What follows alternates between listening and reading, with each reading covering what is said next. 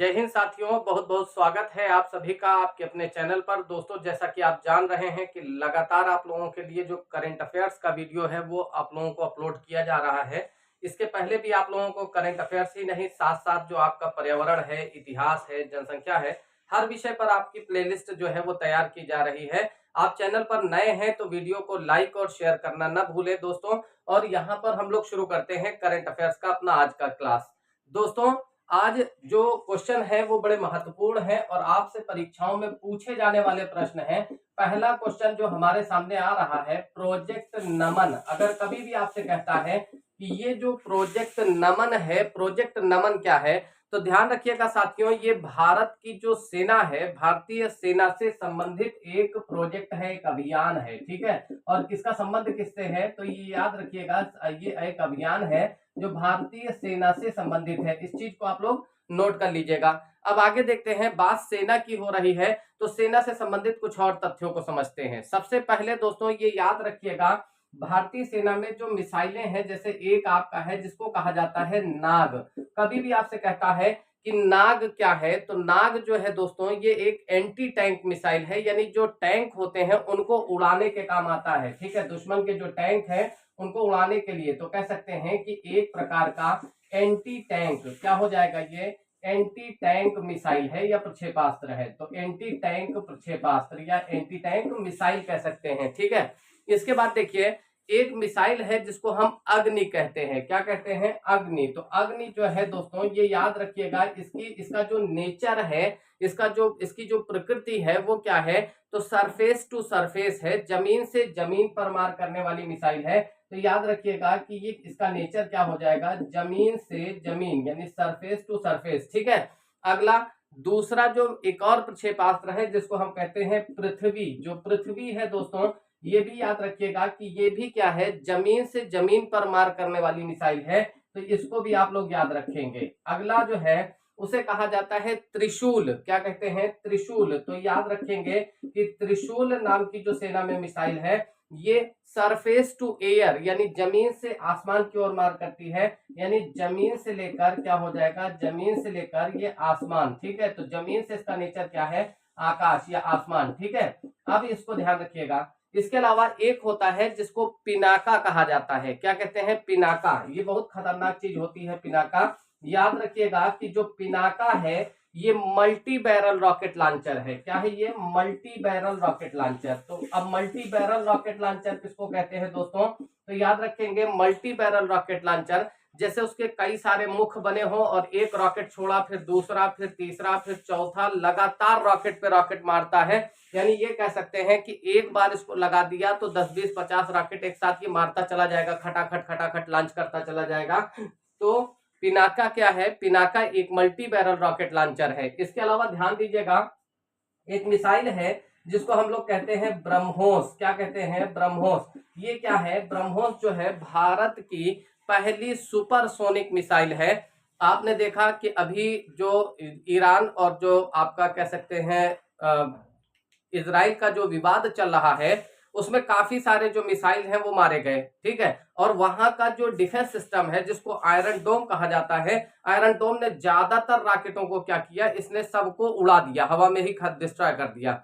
लेकिन वहां पर जो कुछ खास मिसाइलें, जैसे एक फतेह नाम की जो मिसाइल ईरान मार रहा है उसको आयरन डोम रोक नहीं पा रहा है। तो ये चीज याद रखिएगा, कारण क्या है, कुछ को तो रोक लेता है लेकिन ज्यादातर ये क्या होते हैं, सुपरसोनिक मिसाइल है। और सुपरसोनिक की खासियत क्या होती है कि ये ध्वनि की तीव्रता से ज्यादा तेज गति से चलने वाली जो है मिसाइलें होती हैं। यानी इनको अगर दाग दिया गया तो जो आयरन डोम है वो भी इतना तेज काम नहीं कर पा रहा है जितना तेज वो मिसाइलें कर रही हैं। और सोचिए कि 1000 से 1500 किलोमीटर का डिस्टेंस तय करके ये मिसाइल जाती हैं और मुश्किल से 8-10 मिनट 12 मिनट के अंदर जो है ये क्या करती हैं, ये वहां पर पहुंचकर विस्फोट कर दे रही हैं। तो बाकी के सारे सिस्टम को तो रोक ले रहा है आयरन डोम, जो रॉकेट वगैरह मारे जा रहे हैं ईरान द्वारा, लेकिन जो फतेह मिसाइल है जो कि एक हाइपरसोनिक या सुपरसोनिक मिसाइल है उसको नहीं रोक पा रहा है। तो ऐसे ही भारत के पास भी एक सुपरसोनिक मिसाइल है जो भारत और रूस के सहयोग से बनी हुई है, जिसको हम लोग कहते हैं ब्रह्मोस। ये जो ब्रह्मोस है दोस्तों ये 280 किलोमीटर तक मार करती है। कितना हो जाएगा? 280।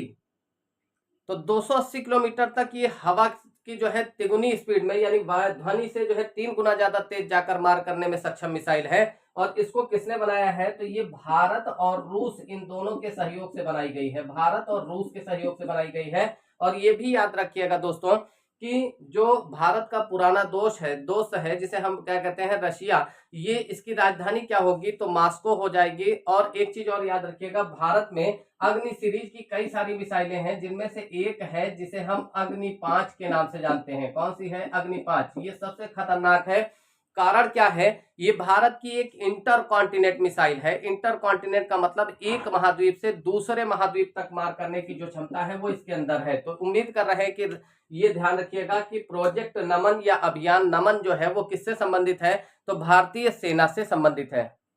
देखिए दोस्तों, अगले क्वेश्चन पर आते हैं। अगला क्वेश्चन है काजिंद 2024। इसको क्या कहेंगे? काजिंद 2024। ये है क्या? काजिंद 2024 जो है दोस्तों, ये एक प्रकार का युद्धाभ्यास है। युद्धाभ्यास का मतलब युद्ध का अभ्यास, जहां पर दो देश एक साथ आते हैं, अपनी अपनी सेनाओं के साथ आते हैं, अपने अपने हथियारों के साथ आते हैं और पूरा का पूरा माहौल बनाया जाता है। किस चीज का? युद्ध का माहौल बनाया जाता है और अभ्यास किया जाता है। इसके माध्यम से लोग एक दूसरे की टेक्निक को देखते हैं, एक दूसरे के हथियारों को देखते हैं, उनके लड़ने की जो शैली है उसको देखते हैं।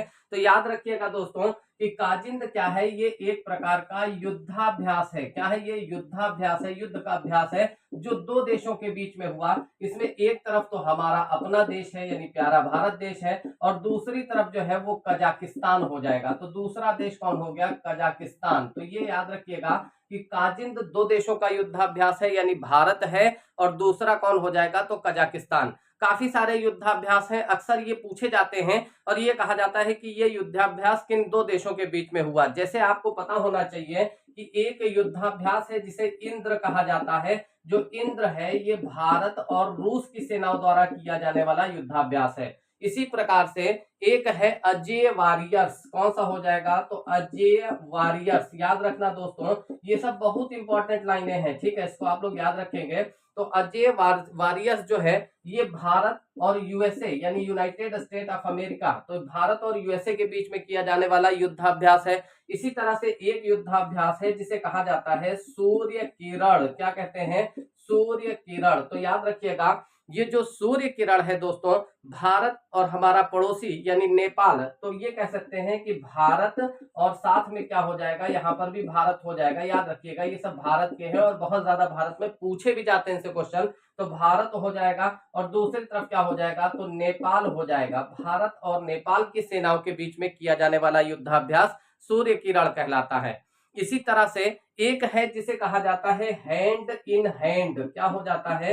Hand in hand. तो हैंड इन हैंड नाम का जो युद्धाभ्यास है दोस्तों, ये होता है भारत और साथ में कौन हो जाएगा? भारत हो जाएगा और साथ में हो जाएगा चीन। तो ये भी याद रखिएगा। और चीन की अगर बात करें तो चीन की राजधानी आपको पता है कि उसे बीजिंग कहा जाता है, पहले इसको पीकिंग कहा जाता था।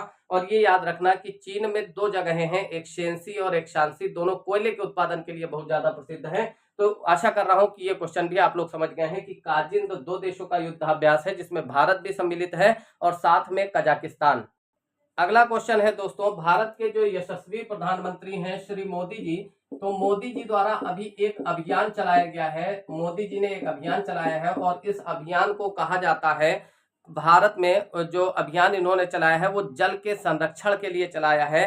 तो जल संचय जन भागीदारी। क्या है? जल, एक मिनट, जन संचय, ठीक है, जन संचय और जन भागीदारी। जन भागीदारी, ठीक है, मतलब कह सकते हैं कि जल के संरक्षण को भागीदारी, ठीक है।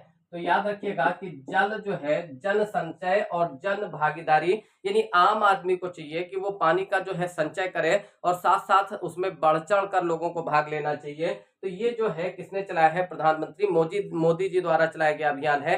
सवाल उठता है कि ये कहां पर शुरू किया गया?